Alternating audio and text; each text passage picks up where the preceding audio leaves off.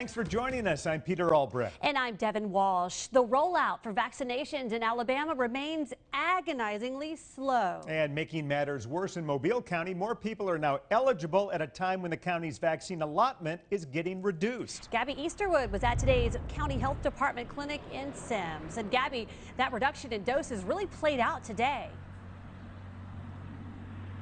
Yeah, that's right, Devin. They were going to give out the vaccines to the first come, first serve who got here today at the Family Health Center. They were going to go from 9 a.m. until 2 p.m., but they ran out of their vaccine doses by 11:30 in the morning. Long lines of those waiting on vaccinations, with little supply, not even close to being able to meet the demand.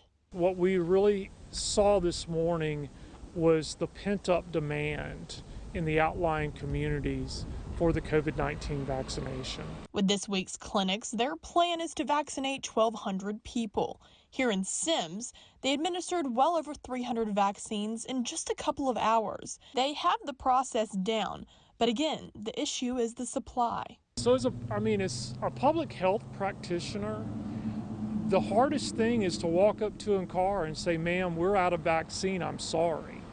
You know, where somebody has shown up, they've been in line, you know, they've got their sleeve rolled up and they're ready to be vaccinated, and basically they've taken the bullets out of our guns. 3 more clinics planned for this week in 8 Mile, Centronel, and Mount Vernon, each clinic having a certain amount of doses to give. The reasoning behind Sims being shut down mid-morning. But the question on everyone's mind is, when will there be more? We will receive approximately 800 doses a week, 4 of which are prime, 400 of which are for secondary dosing.